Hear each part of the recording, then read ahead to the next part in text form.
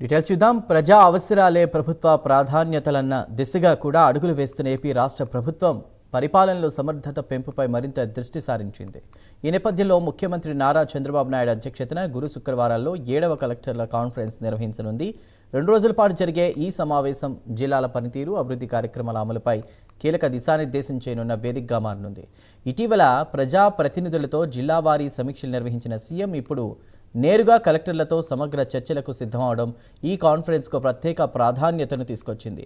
అభివృద్ధి సంక్షేమ పథకాల అమల్లో వేగం పెంచడం, ఫీల్డ్ స్థాయిలో ఎదురవుతున్నటువంటి సమస్యలను పరిష్కరించడం ప్రధాన లక్ష్యంగా కనిపిస్తోంది.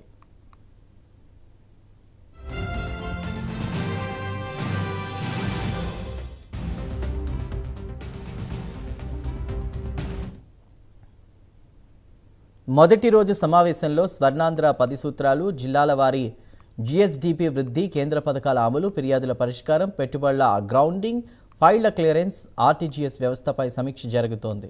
ఇక ముఖ్యంగా పెట్టుబడుల విషయంలో ఒప్పందాలు కాగితం మీదే కాకుండా నేల మీదకి రావాలన్న దిశగా కఠిన సూచనలు వెలువడే అవకాశం ఉంది. ఇక బెస్ట్ ప్రాక్టీసెస్కు కూడా ఈ సదస్సులో ప్రాధాన్యం కల్పిస్తున్నారు. జిల్లాల్లో విజయవంతంగా అమలవుతున్న విధానాలను ఇతర జిల్లాలకు విస్తరించాలన్న ఉద్దేశంతో 4 జిల్లాల కలెక్టర్లు తమ అనుభవాలను ప్రజెంట్ చేయనున్నారు. గత సమావేశాల్లో సూచించిన విధానాల అమలు పురోగతిని కూడా సీఎం సమీక్షించనున్నారు.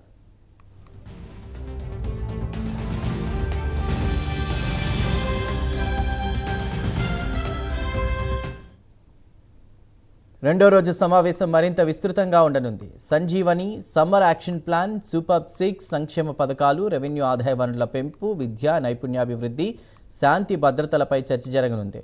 మధ్యాహ్నం జిల్లా ఎస్పీలు కూడా సమావేశంలో పాల్గొనున్నారు. దీని ద్వారా పరిపాలన, పోలీసింగ్ సమన్వయంపై దృష్టి పెట్టనున్నారు. ఉదయం 10 గంటల నుంచి సాయంత్రం 6 గంటల 30 నిమిషాల వరకు 2 రోజుల పాటు జరిగే ఈ కాన్ఫరెన్స్ ప్రభుత్వ పనితీరుకు దిశానిర్దేశం చేసే కీలక వేదికగా మారనుంది. ముఖ్యంగా పాలసీ నుంచి అమలు వరకు స్పష్టమైన టైమ్ లైన్స్, బాధ్యతల కేటాయింపుపై సీఎం కఠిన వైఖరి తీసుకునే సూచనలు కనిపిస్తున్నాయి.